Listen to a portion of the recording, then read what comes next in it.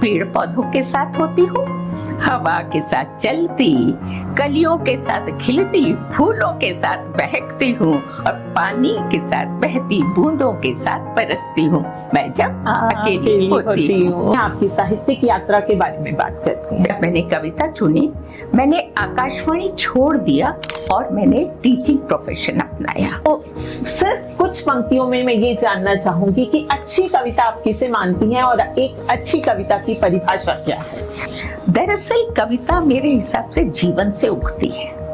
हम जो जीवन जीते हैं, जिस तरह हम सोचते हैं, वही भाव बनकर, हमारा चिंतन, हमारा विचार ही भाव बनकर कविता में उभरता है और वो कविता का रूप धारण करता है। क्या कविता प्रेम के प्रतिमानों में से निकल करके आती है या कविता स्वयं प्रेम को घड़ती है? आई लव यू कहना प्रेम नहीं है। स्त्री पुरुष का संबंध कितना, क्योंकि ये प्रेम जब विवाह बंधन की दहलीज पर आता है और जिम्मेदारियों कंधों पर आती हैं, सारा प्रेम 1 मिनट में यूं फुर्र हो जाता है, गायब हो जाता है। तो चांदनी ने छुआ मुझको, चांदनी ने छुआ मुझको, मैं चांदनी हो गई, और धूप ने जब छुआ तो मैं रागिनी हो गई। क्या बात है। न तो पति ईश्वर है जैसे हमें पढ़ाया गया था या सिखाया गया था, न पति ईश्वर है न पत्नी देवी है, दोनों मिलकर हैं मात्र नर और नारी, और इसी का नाम है अर्धनारीश्वर। एक लेखक के सरोकार क्या होनी चाहिए और उसकी जिम्मेदारी क्या होनी चाहिए? मनुष्य का जीवन कैसा हो, अगर साहित्यकार ये सिखा पाता है तो निश्चित रूप से एक सत साहित्य की रचना, क्योंकि जो हो रहा है वही हमने कहा तो क्या कहा, किंतु होना चाहिए कब क्या कहा व्यक्त करती है कविता। वर्तमान समय में महिला सशक्तिकरण की बात होती है, महिलाओं को सशक्त करने की बात होती है, तो उस परिप्रेक्ष्य में आपकी कविताएं क्या कहती हैं या व्यक्तिगत रूप से आप इसको किस प्रकार से परिभाषित करती हैं? आजकल लड़कियां अपने भीतर नहीं झांकती, वो दूसरों को सुंदर दिखाई दे, सारी कोशिश इसी बात पर हो रही है। तो मैं ये बदलाव चाहती हूँ कि सुंदरी बनने और सुंदरी दिखने की होड़ में मत लगाओ अपना सर्वस्व दांव पर। तुम स्त्री हो और सुंदर तो तुम हो ही, महसूस करो ना अपने भीतर की सुंदरता।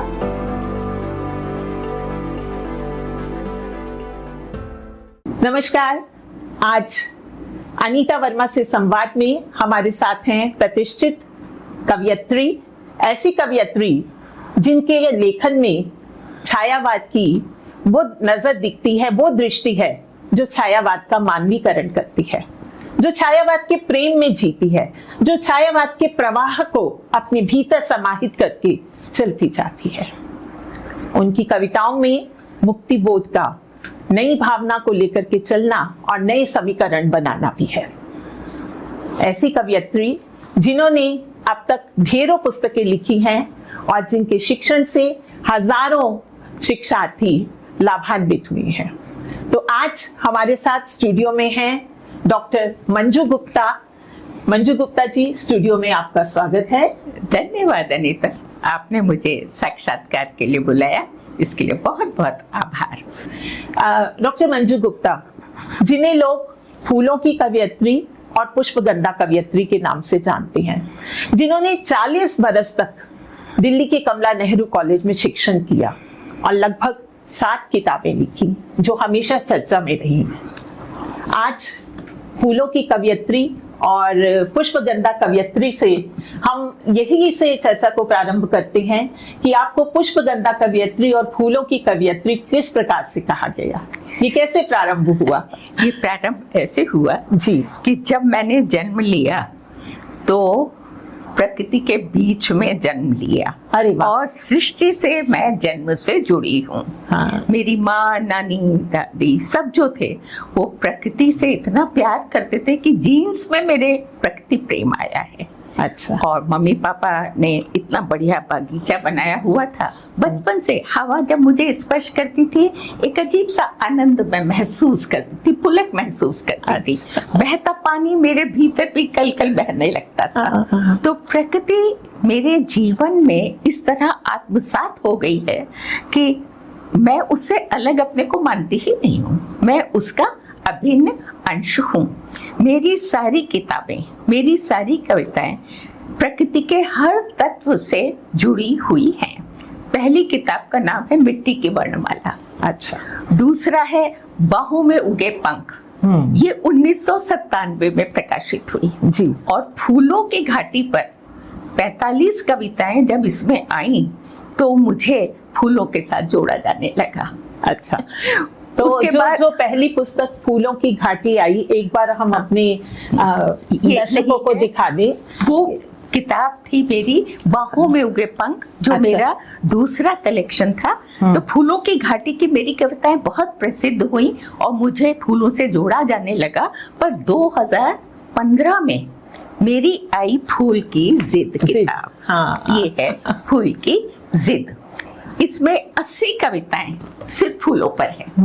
इसके बाद सभी साहित्यकार लोग मुझे फूलों की कवित्री कहने लगे। अच्छा। और पिछले साल प्रज्ञान विश्वम का एक विशेषांक, व्यक्तित्व आधारित विशेषांक पंडित सुरेश नीरव ने निकाला, तो उसका उन्होंने नाम दिया पुष्पगंधा कवित्री डॉक्टर मंजू गुप्ता। तो ये है वो प्रज्ञान विश्वम का अंग, जहां से मैं फूलों की कवित्री के साथ साथ पुष्पगंधा भी हो गई। तो पुष्पगंधा की महक आज हमारे स्टूडियो में भी है। और चूंकि पुष्पगंधा कवियत्री से बात हो रही है, फूलों की बात हो रही है, तो मैं चाहूंगी कि हमारे दर्शकों के लिए एक कविता फूलों वाली ही हो जाए। मैं कुछ पंक्तियां, हाँ। कुछ कविताओं की आपको सुनाती हूँ। जी, जी। मैं जब अकेली होती हूँ, ये 1997 की पुरानी कविता है। मैं जब अकेली होती हूँ, पेड़ पौधों के साथ होती हूँ, हवा के साथ चलती, कलियों के साथ खिलती, फूलों के साथ बहकती हूँ और पानी के साथ बहती बूंदों के साथ बरसती हूँ। मैं जब अकेली होती हूँ। इसी तरह एक कविता है, छोटे छोटे अंश में आपको, चिड़ियों को उड़ता देख खुद उड़ने लगना, हवा का फूलों के साथ आंख मिचौनी खेलना अच्छा लगता है। अच्छा लगता है घुटन भरे माहौल में फूल पत्तों के बीच रहना, पौधों के साथ जीना और फुर्सत में पेड़ पौधों को चुपचाप रखना। और एक कविता मैं आपको और सुनाऊंगी जो मेरी बहुत प्रसिद्ध हुई है कविता। प्रकृति का हर तत्व मुझे आह्लादित करता है और परम शक्ति से जोड़ता है, भूमा से जोड़ता है। तो चांदनी ने छुआ मुझको, चांदनी ने छुआ मुझको, मैं चांदनी हो गई, और धूप ने जब छुआ तो मैं रागिनी हो गई। क्या बात है। धूप ने छुआ मुझको, रागिनी हो गई। भूल दे अस्तित्व अपना, न जाने कहाँ खो गई, और सृष्टा से मिल मैं तो खुद ब्रह्मानंद हो गई, परमानंद हो गई। चांदनी ने छुआ तो मैं चांदनी हो क्या गई। बात है। चांदनी ने छुआ तो मैं चांदनी हो गई और ब्रह्मानंद भी हो गई। अहम ब्रह्मास्मि। मैं उसी भाव में अपना जीवन व्यतीत करती हूँ और प्रकृति मुझे हर रूप में आनंद देती है। बहुत सारे बड़े बड़े साहित्यकारों ने जब मेरी किताबों की समीक्षा की तो मुझे कहा कि आपकी कविताएं पढ़ के हमें पंत, प्रसाद और महादेवी याद आते हैं। मैंने अपनी प्रारंभ जब मैंने किया इसी से किया कि छायावाद की जो छाया है, जो छायावाद की प्रकृति है, उसका मानवीकरण करते करते आप स्वयं उसमें निरंतर बहती चली जाती हैं। मैं प्रकृति से एक रूप हूँ, एक आकार हूँ। मैं सृष्टि का अंश हूँ और अपने को उससे अलग नहीं मानती, क्योंकि जब नदी बहती है तो मैं भी बहती हूँ। नदी बहती है तो मैं बहती हूँ, सागर गरजता है तो मैं भी हो जाती हूँ शामिल, गर्जन तर्जन में बादलों के साथ टप टप टपकती हूँ तो कभी ताबड़तोड़ बरसती, हवा के साथ उड़ती हूँ पात पात डाल डाल, चिड़ियों के साथ महकती चहकती फुदकती, छू लेती हूँ अंबर पंख पसार। प्रकृति के हर रंग में, हर रूप में मैं शामिल हूँ और शामिल है प्रकृति का दिव्य संगीत मुझ में शामिल है संपूर्ण ब्रह्मांड। दरअसल इनसे अलग मेरा अस्तित्व है ही कहाँ, मैं तो नदी बहती है बहती तो हो। खुद बहती हूँ। आज ये प्रकृति की नदी, ये प्रेम की नदी, ये प्रवाह हमारे स्टूडियो में बह रहा है और डॉक्टर मंजू गुप्ता से बात कर रहे हैं हम उनकी कविताओं के बारे में, उनके लेखन के बारे में। और उससे थोड़ा सा और आगे चलते हैं डॉक्टर मंजू। आपने 40 वर्षों तक अध्यापन किया और उसके बाद उप प्राचार्य के पद से सेवानिवृत्त हुई। कमला नेहरू कॉलेज, जहां पर लड़कियां हैं, जहां उत्सव होते हैं, जहां लगातार साहित्यकारों का आना जाना लगा रहता है, उस विश्वविद्यालय में पढ़ाना और वहां से कई प्रकार के अनुभवों को लेकर के जीना असल में बहुत ही सुखद होता है, ऐसा मेरा अनुभव है।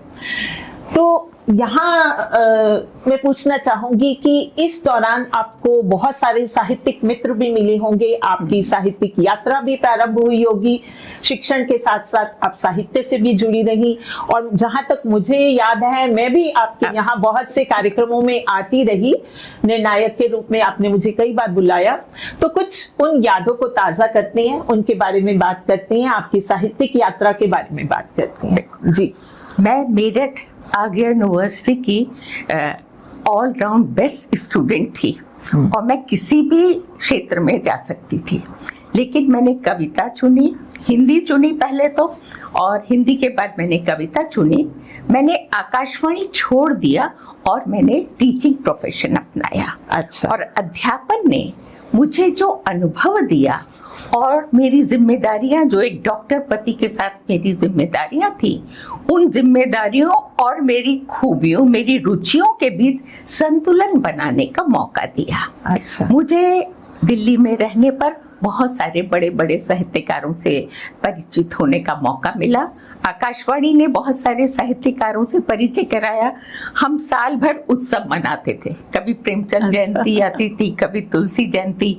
मैं उनके लिए झलकियां लिखती थी, नाटक लिखती थी। लड़कियों का कॉलेज था तो लड़कियों को दाढ़ी मूछ बना के लड़का बना देते थे। ऐसे नाटक चुनते थे जिसमें स्त्री पात्र अधिक हो। हाँ। प्रेमचंद की कहानियों का रूपांतर किया, दिव्य रमेश, सुनीता जैन और बड़े बड़े साहित्यकारों की तुलसी पर जो रचनाएं थी, मैंने अपने बच्चों से अभिनीत करवाई। अच्छा। तो निरंतर वाद विवाद प्रतियोगिताएं, अंतर महाविद्यालय कविता प्रतियोगिताएं और कविता की वर्कशॉप चलती रहती थी।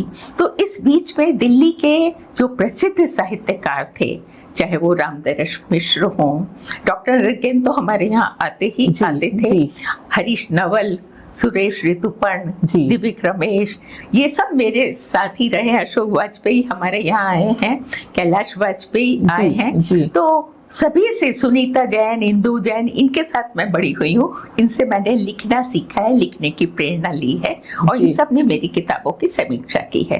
तो बच्चों के माध्यम से मैंने बहुत ज्ञान अर्जित किया है।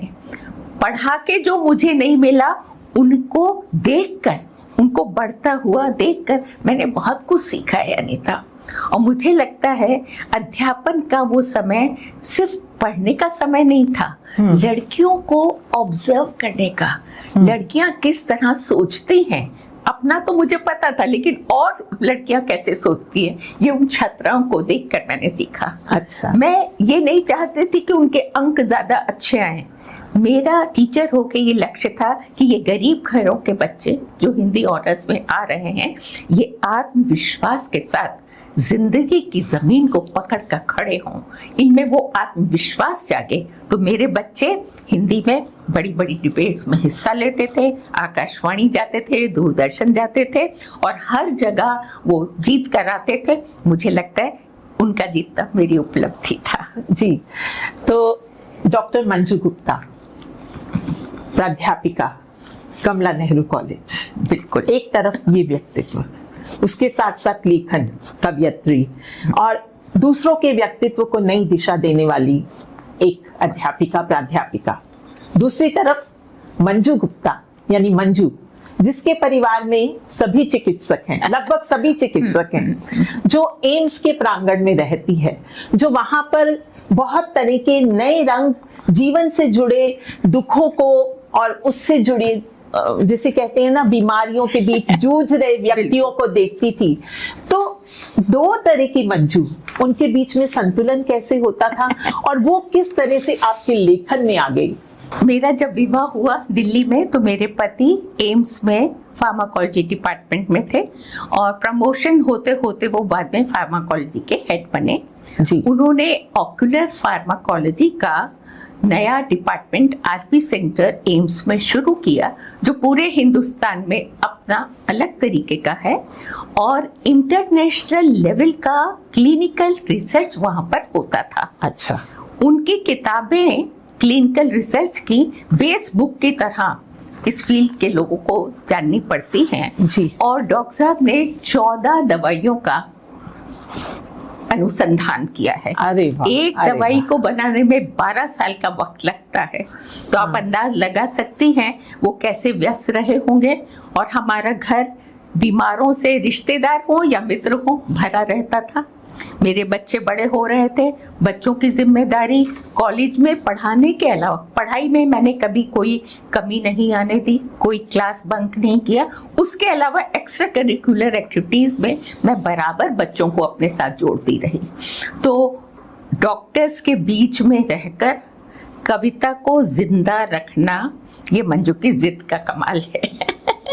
और ये मंजू की जिद का कमाल भी है और मंजू ने उस जीवन से आत्मसात किया और उसको जिया और उसको अपनी कविताओं में जिया। इसलिए मैं कविता लिखती नहीं हूँ, मैं कविता जीती हूँ, क्योंकि वो मेरे लिए प्राण वायु के समान है, मेरे धुक धुक स्पंदन के समान है, जो डॉक्टरों के बीच में मुझे जिंदा रखती है।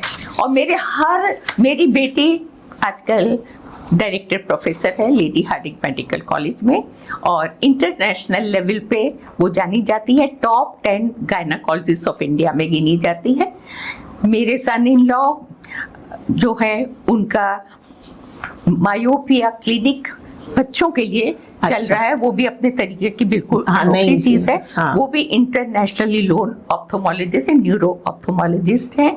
मेरा ग्रैंडसन भी, जिसको मैंने नन्हे बच्चे से पाला, अभ्युदय, जिसकी मैं नानी हूँ, वो भी आरएमएल में अब सीनियर रेजिडेंट है और अपने बैच का टॉपर है। मेरे चारों ओर ऊपर नीचे आगे पीछे डॉक्टर्स थे, दिन भर दवाइयों की गंध होती थी। तो ये डॉक्टरी जो है ना और ये दवाइयाँ मेरी कविता में भी अपनी गंध छोड़ जाती हैं। हाँ। जैसे जब मैं अपने कोई कविता लिखती हूँ अपनी सखियों पे या कुछ पे, तो उसमें भी मैं देखती हूँ कि मेरी दवाइयाँ साथ साथ आती हैं और उनकी मैं बात करती हूँ। मेरी सखियाँ मेरे लिए मल्टी विटामिन की गोलियाँ हैं, लाइफ सप्लीमेंट्स हैं जो मुझे एनर्जी देते हैं और मेटफॉर्मिन खाने की खुराक मेरी कम कर देती है। तो मेरी सखियाँ जो है वो मेरे लिए जीवन दायिनी है। तो मेरे हिसाब से मेरा जो अनुभव था डॉक्टरों के बीच में, मैं बहुत पॉपुलर थी। मैं डॉक्टर एस.के. गुप्ता की पत्नी ही नहीं कहलाती थी, मेरा अपना परिचय था और सारे डायरेक्टर हो या प्रोफेसर हो वो मुझे यही कहते थे, मंजू जी आजकल क्या लिख रही हैं, कुछ सुनाइए। हर प्रोग्राम में एम्स के जब मौका होता था तो मेरी कविता जरूर होती थी। यानी कि आपकी कविताएं संजीवनी का काम करती रही। हम सबको जीवन देती रही। जी जी। तो मुझे लगता है कि इस बीच एक कविता हो जाए, आपसे कविता सुने ताकि वो संजीवनी हम तक भी पहुंचे और हम आगे के पड़ाव तक धीरे धीरे पहुंच रही हैं। तो मंजू जी एक कविता सुना दीजिए यहाँ पर।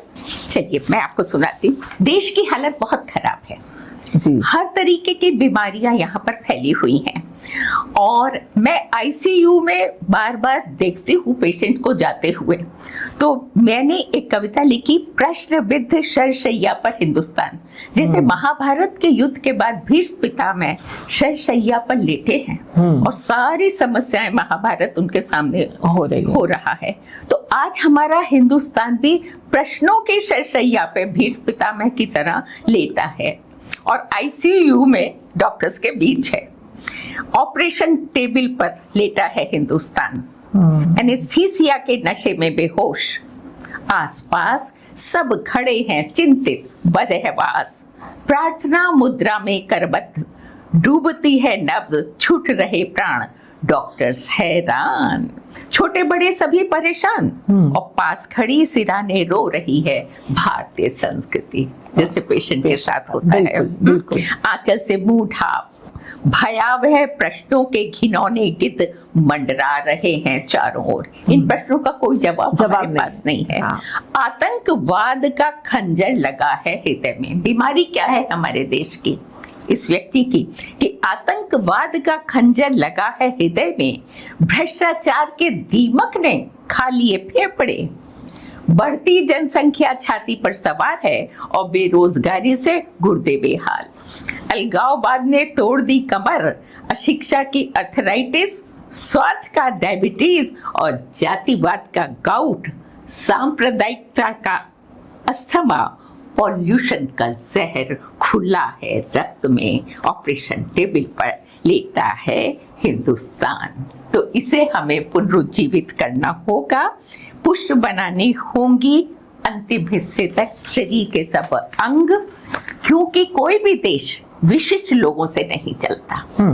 ध्यान देना होता है आखिरी पंक्ति के अंतिम छोर पर, और जब देह के सभी अंग पुनः हो जाएंगे पुष्ट, तो फिर से खड़ा हो जाएगा हमारा हिंदुस्तान अपने पैरों पर। तो अनीता जी, करना क्या होगा? शुभ संकल्प का इंजेक्शन लगा, जो डॉक्टर्स करते हैं ऐसी स्थिति में। भ्रष्टाचार को अलविदा कह, बाय बाय कह। प्रश्न विद्ध शरशैया पर दम तोड़ते वृद्ध पिता में हिंदुस्तान को बचाना होगा। खुद जीवित रहना है तो देश को जिलाना होगा, भारत को नए मुकाम तक पहुंचाना होगा। बिल्कुल, भारत को नए मुकाम पर पहुंचाना होगा। तो मंजू गुप्ता बात करती हैं आखिरी पंक्ति पर खड़े हुए अंतिम व्यक्ति के बारे में, और लेकर के चलना चाहती हैं साथ उसे। और दूसरी तरफ वही मंजू गुप्ता जब कांटों में खिला फूल लिखती हैं, तो स्त्री विमर्श इस तरह से उभर करके आता है कि एक स्त्री का पूरा जीवन हम सबकी आंखों के सामने चलता है। तो अब मैं बात करना चाहूंगी आपकी पुस्तक कांटों के बीच खिला फूल पर। मैं चाहूंगी कि आप उसकी रचना प्रक्रिया के बारे में भी बताएं और उसमें से एक कविता भी पढ़ के सुनाएं। कांटों के बीच खिला फूल लड़कियों पर लिखी हुई मेरी 128 कविताओं का संकलन है जी, जिसमें 3 स्टेजेस हैं, लड़की, औरत और माँ। 3 पार्ट्स में मैंने इसे बांटा है। और इसकी शीर्षक कविता मैं सबसे पहले आपके बात करती हूँ। लड़की का जीवन होता क्या है? गजब है, जादू है, अजूबा है लड़की। गजब है, जादू है, अजूबा है लड़की, बार बार मर कर जी उठती है लड़की। प्रेम का शाश्वत पुराण है लड़की, और अहम का संपूर्ण समर्पण है लड़की। पत्थर के सीने में धड़कन है लड़की, पंखुड़ी पर लरजती शबनम है लड़की। सिर्फ एक मीठी मुस्कान है लड़की, कजरारी सपनीली आंख है लड़की। तो देवी नहीं, देह नहीं, इंसान है लड़की। इंसान की इंसानियत की पहचान है लड़की, वज्रादपि कठोर चट्टान है लड़की। इंसानी धीरज का इम्तिहान है लड़की। सारे झगड़ों की जड़ है लड़की। दुनिया में सारी समस्याएं लड़की से शुरू होती हैं, तो सारे झगड़ों की जड़ है लड़की। समस्याओं का एकमात्र हल है लड़की। जीवन का खटमिठा स्वाद है लड़की, और संवेदना तेरा दूसरा नाम है लड़की। अंधेरे से जूझती उम्मीद है लड़की। अगर लड़की जीवित रही तो देश और दुनिया संभल जाएगी, युद्धों की विभीषिका से बच जाएगी। तो अंधेरे से जूझती उम्मीद है लड़की, मृत्यु पर जीवन की जीत है लड़की। और अंतिम पंक्तियां, घर है, घर का एहसास है लड़की। घर है, घर का एहसास है लड़की, लगता है जिंदगी का साथ है लड़की। मानवीय रिश्तों का मूल है लड़की, कांटों के बीच खिला फूल है लड़की, फूल है लड़की। तो डॉक्टर मंजू गुप्ता की नायिका, उनकी जो लड़की है, वो कांटों के बीच खिला फूल है। बिल्कुल। और ये लड़की अपने आसपास एक उजास पैदा करती है। ये घर को समेटती भी है, ये घर के बाहर की दुनिया को भी देखती है, और निरंतर अपने लक्ष्य की तरफ बढ़ती जाती है। तो यहाँ इसी बिंदु पर मेरे दिमाग में एक प्रश्न आ रहा है कि वर्तमान समय में महिला सशक्तिकरण की बात होती है, महिलाओं को सशक्त करने की बात होती है, तो उस परिप्रेक्ष्य में आपकी कविताएं क्या कहती हैं, या व्यक्तिगत रूप से आप इसको किस प्रकार से परिभाषित करती हैं? अनीता, मैं सोचती हूँ कि आमतौर पर यह समझा जाता है कि जो कोमल है, जितनी कोमल है वो उतनी सुंदर है। हाँ, तो कोमल स्त्री ही होती है सुंदर और कमनीय, सुकुमारता ही है उसका वास्तविक सौंदर्य। ये सोच बहुत पुरानी है, ये मध्ययुगीन मानसिकता है, और इसकी वजह से सुंदरी बनने और सुंदरी दिखने की होड़ में हमारी बच्चियां मत लगाओ अपना सर्वस्व दांव पर। बिल्कुल, आजकल लड़कियां अपने भीतर नहीं झांकती, वो दूसरों को सुंदर दिखाई दे, सारी कोशिश इसी बात पर हो रही है। तो मैं ये बदलाव चाहती हूँ कि सुंदरी बनने और सुंदरी दिखने की होड़ में मत लगाओ अपना सर्वस्व दांव पर। तुम स्त्री हो और सुंदर तो तुम हो ही, महसूस करो ना अपने भीतर की सुंदरता, अपने भीतर छिपी अपार सामर्थ्य। तो हे लावण्यमयी बच्चियों, पवन पुत्र हनुमान की तरह तुम बार बार जाती हो भूल अपनी अप्रतिम आंतरिक शक्तियों को, अपना वो शक्ति रूप। इसलिए मत करो किसी की प्रतीक्षा कि कोई आकर करेगा तुम्हारी सुंदरता का यशोदान, कि तुम कैसी दिखती हो। मत करो प्रतीक्षा कि कोई आकर करेगा तुम्हारी सुंदरता का बखान, तुम सुंदर हो। किसी की प्रशंसा से कोई फर्क नहीं पड़ने वाला, किसी की प्रशंसा से नहीं पड़ने वाला कोई फर्क। मत फंसो इस भंवर जाल में मृगी सी, बनो शक्ति रूपा आधुनिका सजग चेतना संपन्न आत्मविश्वासी। सबसे जरूरत है आत्मविश्वास की, क्योंकि बाह्य सुंदरता से अधिक जरूरी है आंतरिक शक्ति, चेतना, जागरूकता, विवेक। अधिक आत्मविश्वास ही तो तुम्हारी वास्तविक शक्ति है, पूंजी है। तो हर हाल में अन्याय का करो विरोध। अन्याय का विरोध करना बहुत जरूरी है और हमें स्टैंड लेना ही होगा। कोमलांगी नहीं, शक्ति रूपा बनो। मैंने अपनी बच्चियों को, स्टूडेंट्स को भी सिखाया, यही मैं कहना भी चाहती हूँ अपने दर्शकों से जो भी मुझे सुन रहे हैं, कि कोमलांगी नहीं, शक्ति रूपा बनो, बस अब और नहीं। बहुत हुआ नारी वंदन। आराधना कर करके तो हमने मातृ वंदना कर करके दुनिया में घंटे क्या बजा गई हैं, झंडे गाड़ दिए हैं। स्त्री का सम्मान करना तब भी हमने नहीं सीखा। तो अब हम अन्याय नहीं सहेंगे, और नहीं बहुत हुआ नारी वंदन, स्त्री शोषण, बस अब और नहीं। तो शक्ति रूपा बन खड़ी हो जाओ मेरी बच्चियों, मैं आपसे यही उम्मीद करती हूँ। डॉक्टर मंजू गुप्ता की कविताएं स्त्री से संवाद करती हैं, उसे दिशा देती हैं, और न केवल दिशा देती हैं बल्कि उसको सशक्त भी बनाती हैं। और एक स्त्री का सशक्त होना समाज का सशक्त होना है, जिससे पूरा परिवार मिलजुल करके आगे बढ़ता है, वो भी एकजुट होता है। जब स्त्री पूरे परिवार को बांध करके रखती है तो परिवार भी एक मुट्ठी में रहता है, और जब बांध कर रखती है तो बदलता है। तो इसी मुद्दे में वर्तमान स्थिति जो है, अभी आपने बात की कि सुंदर दिखने का प्रेशर है ना, रील और रियल, इन दोनों के बीच एक अंतर बहुत बड़ा है, और उसको भी बांटना है, उसको भी समझना है। रील की दुनिया खूबसूरत दिखने की दुनिया है, एक रील प्रेशर है, एक अपने आप को सुंदर दिखाने का प्रेशर है, और एक वास्तविक दुनिया है जिसमें वो अपने साथ संघर्ष करती है, अपने परिवार के लिए जीती है। ये तो थी आपकी कविताओं में स्त्री, आपकी कविताओं में प्रकृति। उससे थोड़ा सा और आगे की बात करते हैं। वर्तमान समय में जिस प्रकार की कविता लिखी जा रही है, या सोशल मीडिया पर आप जिस प्रकार की कविताएं पढ़ते हैं, उसमें कई बार तनाव की बात होती है, कई बार हम उससे आत्मसात भी करते हैं, और कई बार ऐसा भी होता है कि वो कविता अपनी सी लगती है, हमें लगता है कि ये सच हो सकता है। तो उस तरह की कविताओं को आप क्या उसकी परिभाषा देना चाहती, या किस दायरे में रखना चाहती हैं, या उनके बारे में आपका क्या विचार है? आज जो कविता लिखी जा रही है अनीता, सभी विषयों पे सभी तरीके की कविता लिखी जा रही है जी। हमारा जो स्वभाव होता है, हमारा जो चिंतन होता है, वही हमारी रचना में उभर कर आता है जी। तो तुम देख रही हो कि सोशल मीडिया पे हर तरीके की रचनाएं आ रही हैं।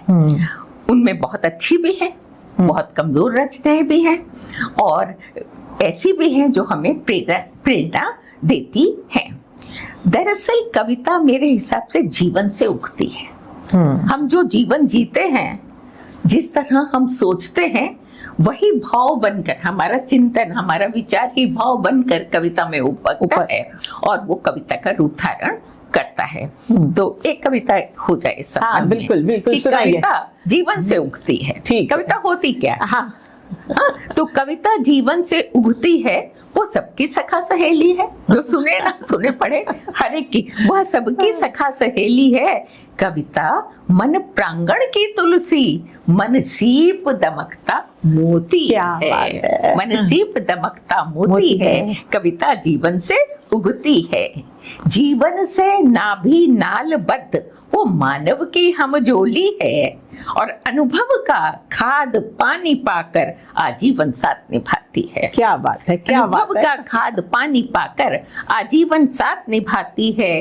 अंधियारे में दीप ज्योति बनकर मुश्किल में राह दिखाती है। दुख सुख कंटक के बीच खिली मन प्रांगण महकाती है। कविता जीवन से उगती है। अंतः सागर में गहरे धस, अंतः सागर में गहरे धस दलदल में कमल खिलाती है। अवसाद चिंता से मुक्ति दिला सहधर्मिणी धर्म निभाती है। वो एक पतिव्रता स्त्री की तरह आपके साथ होती है तो सहधर्मिणी धर्म निभाती है। कभी माँ तो कभी प्रिया बनकर मन मोहिनी खूब रिझाती है। कभी मित्र तुम्हारे जैसा और कभी गुरु बनकर जीवन के पाठ पढ़ाती है।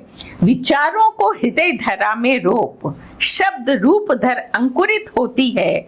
बिंबों के सतरंगे पंख खोल कल्पना क्षितिज में तिरती है। कविता जीवन से उगती है। कविता जीवन से उगती है जी। तो कविता जीवन से उगती है। इन कविताओं में जीवन का अनुभव है, जीवन का सार है और वो संघर्ष भी है जो व्यक्ति को मांझता है। डॉक्टर मंजू गुप्ता ने न जाने कितने लोगों को पढ़ाया। इनकी शिक्षण यात्रा बहुत लंबी रही और उसके बाद लेखन में इन्होंने अलग प्रतिमान स्थापित किए। इनकी कविताओं में व्यक्ति स्वयं को मांझता है, स्त्री स्वयं को ढूंढती है और प्रकृति स्वयं के साथ जीती है। तो डॉक्टर मंजू गुप्ता, जब इतनी बात कविता पर हो रही है तो सिर्फ कुछ पंक्तियों में मैं ये जानना चाहूंगी कि अच्छी कविता आप किसे मानती हैं और एक अच्छी कविता की परिभाषा क्या है?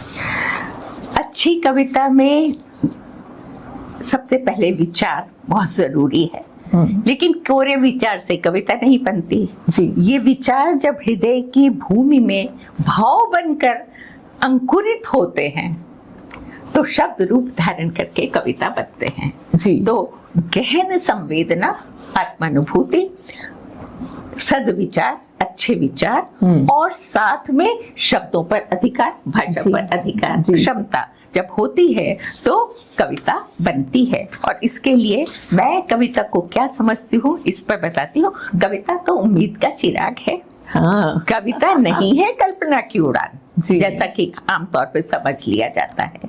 कविता नहीं है कल्पना की उड़ान, ख्याली पुलाव या फुर्सत का शगल। बैठे हैं तो टाइम पास कर लेते हैं, तो टाइम पास नहीं है कविता। कविता है आदमी के हाथों में पकड़ी कुदाल। कविता है आदमी के हाथों में पकड़ी कुदाल जो गोड़ती है दिमागों के बंजर जमीन, जो गोड़ती है दिमागों की बंजर जमीन, उगाती है विचारों की फसल, अंकुराती है भावना के अंकुर, खिलाती है पथरीली चट्टानों पर फूल और लहलहाती है हरियाली का ज्वार। कवि अगर ये नहीं करता तो कविता लिखने का कोई अर्थ नहीं होता। कविता नहीं है मात्र महबूबा का ख्याल। प्रेम कविताएं और लव सॉन्ग्स को हम कविता मान लेते हैं और बड़ी तालियां बजती हैं जब ये गजलें गाई जाती हैं, लेकिन कविता नहीं है मात्र महबूबा का ख्याल या दार्शनिकों के उलझन। कविता है सुलगती मशाल। कविता है सुलगती मशाल जो बनाती है कुहासे में पगडंडियां।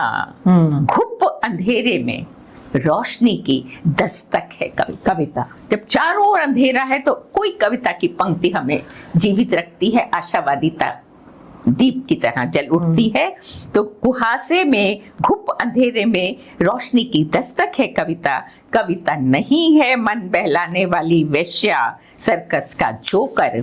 कविता है मानवीय विवशता का अंतरंग उच्छ्वास, विदीन अंतस का खंड खंड इतिहास।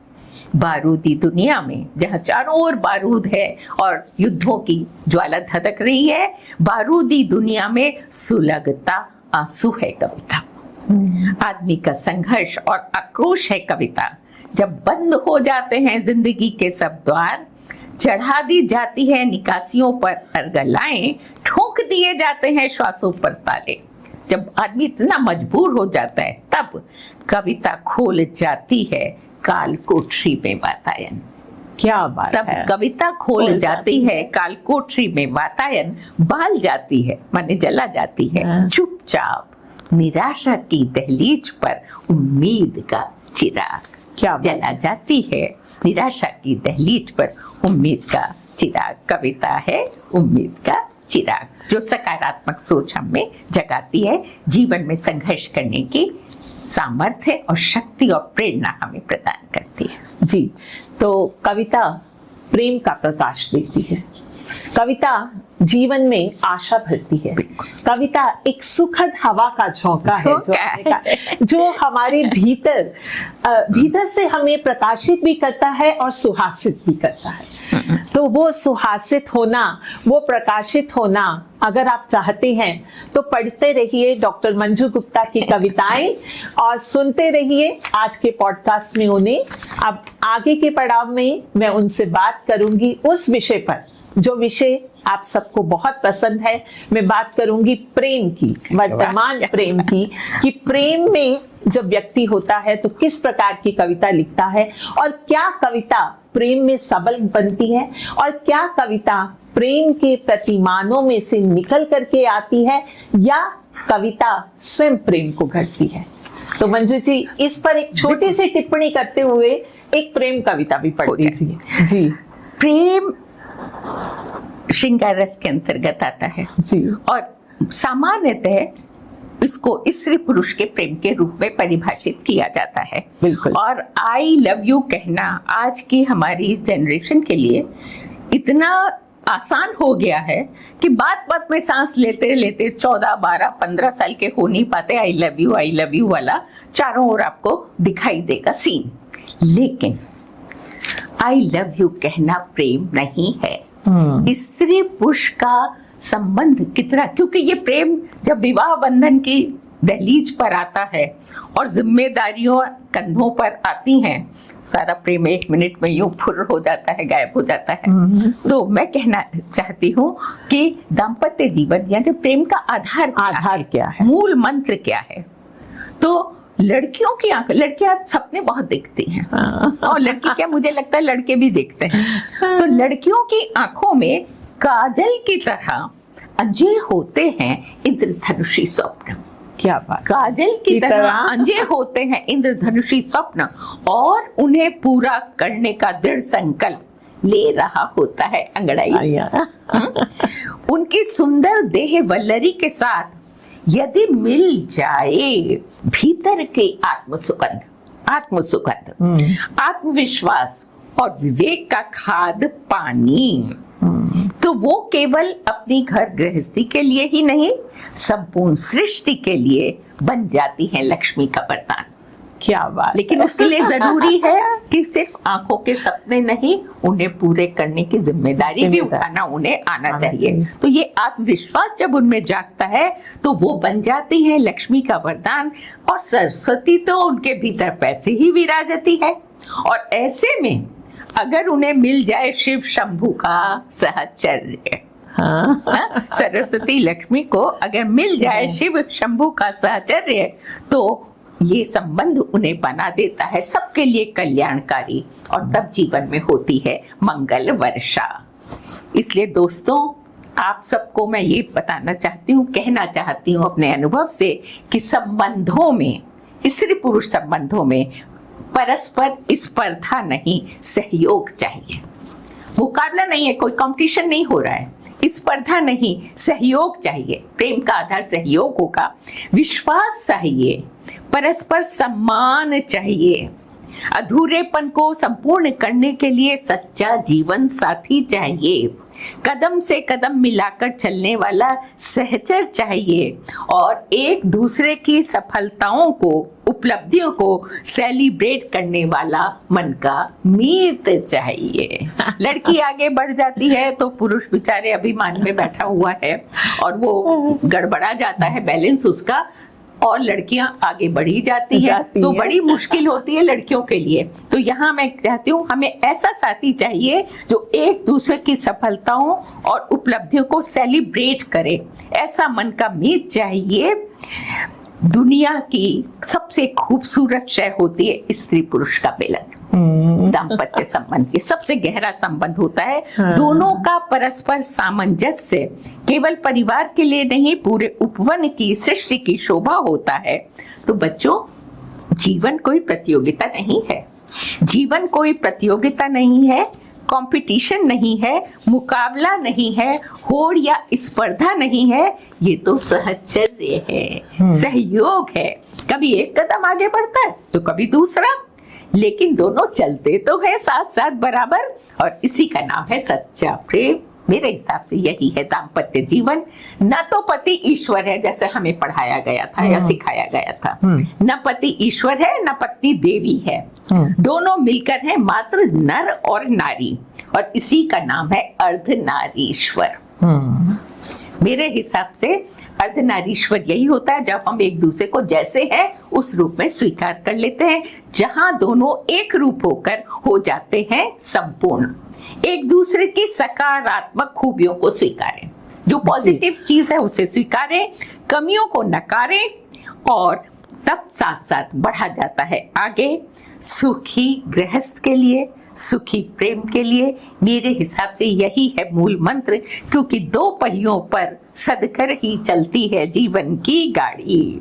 तो अच्छा से योग्य जीवन साथी प्रभु का वरदान है, और सुमंगला जीवन संगनी विधाता की परम कृपा।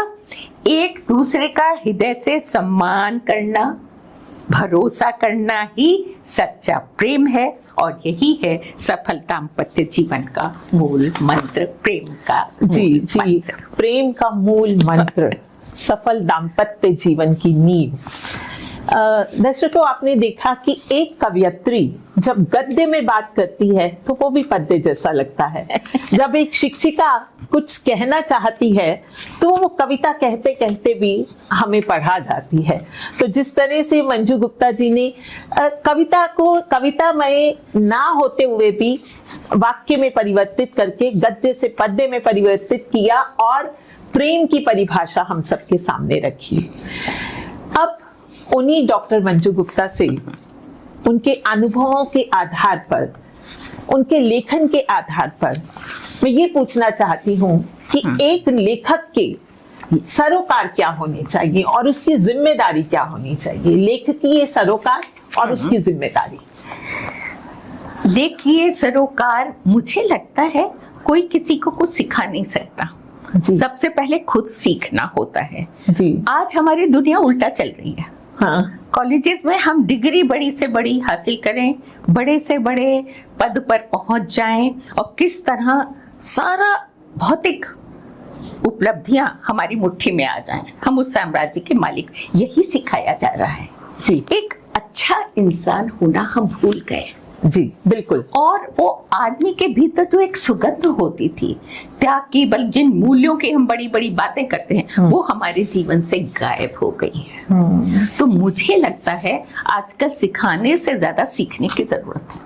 एक टीचर को भी पहले अच्छा मनुष्य बनना चाहिए, और साहित्यकार अगर जो लिखता है वो जीता नहीं, वैसा वो स्वच्छ निर्मल दर्पण जैसे सच मन का स्वामी नहीं होता, तो उसका लिखना कभी सार्थक नहीं होता। सफल और सार्थकता में अंतर करना हमें आना चाहिए। यानी कि उसके लेखकीय सरोकार मूल्यों के आधार पर बनने चाहिए, और वो मनुष्य को मनुष्य बनाने की शिक्षा दे। जी, मनुष्य का जीवन कैसा हो, अगर साहित्यकार ये सिखा पाता है तो निश्चित रूप से एक सत साहित्य की रच, क्योंकि जो हो रहा है वही हमने कहा तो क्या कहा, किंतु होना चाहिए कब क्या कहा व्यक्त करती है कविता।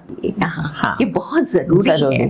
लेकिन अगर हम भाषण देंगे तो कोई सुनने को राजी नहीं है। अपने घर का छोटा बच्चा भी एक चम्मच मुंह में दूध अगर नहीं पीना चाहता, आप डाल नहीं सकते। आज वो समय आ गया है जब किसी को कुछ सिखाया नहीं जा सकता, सीखना हमें खुद होता है। हम जैसा जीवन जीते हैं वैसा ही हमारे आसपास लोगों पर उसका प्रभाव पड़ता है, और तभी वो सीखते हैं। चोट खाकर साइकिल से गिरे बिना कोई साइकिल चलाना नहीं सीखता। चलिए तो इसी पर आपकी एक कविता हो जाए, कोई ऐसी कविता जो समाज से जुड़ी हो, जो मानवीय सरोकारों की बात करती हो, कुछ इस तरह का पढ़िए। मैं यहाँ पे एक बहुत पुरानी अपनी कविता है जो समाज के प्रति साहित्यकार के दायित्व को बताती है कि सीखने की कोई उम्र नहीं होती। हाँ। आप कितने ही बड़े, अब मेरा सीखना तो शुरू हो रहा है, मैं तो जीवन की वर्णमाला पढ़ रही हूँ। मेरे बच्चे मुझे बताते हैं क्या खाओ, कितना चलो, क्या करो, और डॉक्टर हैं सारे, तो मुझे उनकी बात सुननी होती है, वो समझदारी की बात होती है। तो जीवन को तुम गीत बनाकर गाना सीखो, जीवन को तुम गीत बनाकर गाना सीखो, संघर्षों में तुम हर पल मुस्काना सीखो, संकल्पों से पतझड़ को हरियाना सीखो, और वासंती उल्लास हृदय में उगाना सीखो। क्या बात है। खुशबू पंख नहीं है तो क्या हुआ, खुशबू के पंखों से गगन में उड़ना सीखो, सपनों के सतरंगे महल बनाना सीखो, बचपन की आंखों से दुनिया निरखना सीखो, आंसू के अंतस से खुशी चुराना सीखो। चारों ओर दर्द और आंसू हैं, ऐसे में जीवित रहने के लिए जरूरी है कि हम खुश रहना ना भूलें। तो आंसू के अंतस से खुशी चुराना सीखो, कठिनाई को खेल समझकर जीना सीखो, दुखों को तुम हंसते हंसते पीना सीखो, अंधियारे में ज्योति दीप जलाना सीखो, और कांटों में तुम कोमल फूल खिलाना सीखो। कांटों में तुम कोमल फूल खिलाना, फूल आ गया ना यहाँ भी। बिल्कुल बिल्कुल, उसका आना जरूरी है। हर मौसम को राग बनाकर गाना सीखो, जीवन में उतार चढ़ाव तो आएंगे ही। मुक्त हस्त तुम दिल का प्यार लुटाना सीखो, अन्यायी से पर्वत बन टकराना सीखो। जब तक ये नहीं करेंगे तो दुनिया में अन्याय रुकेगा नहीं, और पर्वत के सीने से नदी बहाना सीखो। क्या बात है। पर्वत के सीने से नदी बहाना सीखो, सुख दुख की लहरों के ऊपर तैरना सीखो। दुख सुख तो आएंगे और चले जाएंगे, लेकिन हमें उनको कैसे झेलना है, कैसे उनका सामना करना है, ये सीखना बहुत जरूरी है। तो सुख दुख की लहरों के ऊपर तैरना सीखो, औरों की खुशियों में खुश हो लेना सीखो। अपनी खुशी का इंतजार मत करो, औरों की खुशियों में खुश हो लेना सीखो, भावों की खुशबू से जग महकाना सीखो, जीवन के अधरों पर फूल खिलाना सीखो, जीवन के अधरों पर फूल खिलाना सीखो।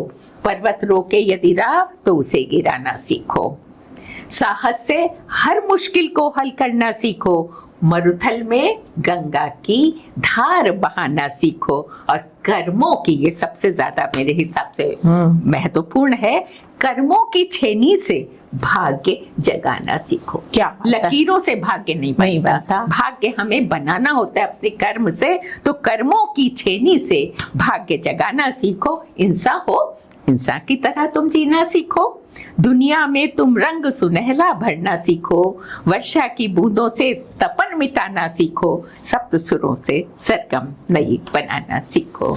जैसा कि डॉक्टर मंजू गुप्ता ने कहा कि हम आज तक सीख रहे हैं। सीखना एक निरंतर चलने वाली प्रक्रिया है और हम लोग तमाम उम्र सीखते रहते हैं। जिस दिन हम सीखना बंद कर देंगे उस दिन हम रुक जाएंगे और हमें रुकना नहीं है। और इस ना रुकने की कड़ी में मंजू जी, मैं कुछ छोटे छोटे प्रश्न आपसे पूछूंगी बिल्कुल, बिल्कुल। और उनका आपको एक ही शब्द में 2 ऑप्शन आपके पास रहेंगे, एक शब्द में आप जवाब देते जाइए। क्या बात है, क्विज हो रहा है? नहीं, क्विज नहीं है, आपके जीवन से जुड़ी कुछ हाँ। बिंदु हैं जिस पर मैं बात करना चाहती हूँ। डॉक्टर मंजू गुप्ता या मंजू गुप्ता? मुझे डॉक्टर कहलाना पसंद नहीं है। और मजे की बात, ये 1 मिनट बताती हूँ तुम्हें। मेरे घर में मेरी मेड कहती है कि मेरी मैडम डॉक्टर नहीं है, बाकी सब घर में डॉक्टर हैं, पर वो अपने को डॉक्टर मंजू गुप्ता कहती हैं। और उसका कहना है कि दूसरे भी बेवकूफ हैं, वो समझ लेते वो डॉक्टर हैं। सर दर्द की दवाई तक तो दे नहीं सकती, कहती है जब डॉक्टर साहब आएंगे तब मिलेगी। तो मेरी डॉक्टरी, मैं आपको बताना चाहती हूँ कि मैं दिल्ली यूनिवर्सिटी की सबसे कम उम्र में डिलीट बनी। एक शब्द में जवाब देना था आपको। चलिए, दूसरा प्रश्न, गद्य या पद्य? कविता। कविता, सिर्फ कविता। मैं कवियों की तुलना नहीं करना चाहती, बस ऐसे ही 1-2 नाम ले देती हूँ। डॉक्टर सुदेश ऋतुपर्ण या दिव्यक रमेश या कोई और आपका मनपसंद कवि? अब एक ही उसमें पूछोगी तो मैं कहूंगी मुझे ऋतुपर्ण ज्यादा पसंद है। अच्छा, अब जिन साहित्यकारों से आपकी मुलाकात हुई उसमें यादगार व्यक्तित्व? मैंने बलदेव वंशी के साथ बहुत वक्त बिताया और उनमें जो गहरी संवेदना मैंने पाई वो मुझे बहुत प्रभावित करती थी। तो स्त्रियों में इंदु जैन और कवियों में बलदेव वंशी मेरे प्रिय कवि होते थे, नए कवियों में इधर के। आपका जीवन या जिस समय आप पढ़ा रही थी उस समय का जीवन, दोनों में से एक? दोनों मेरे जीवन का हिस्सा है। चुनाव बहुत मुश्किल है। अब मैं जीने की कोशिश कर रही हूँ, इसको सुंदर से सुंदर बनाने की कोशिश में हूँ, इसलिए इस प्रयास के लिए भी मैं प्रभु का आभार मानती हूँ। मुक्त स्त्री या बंधन में बंधी स्त्री?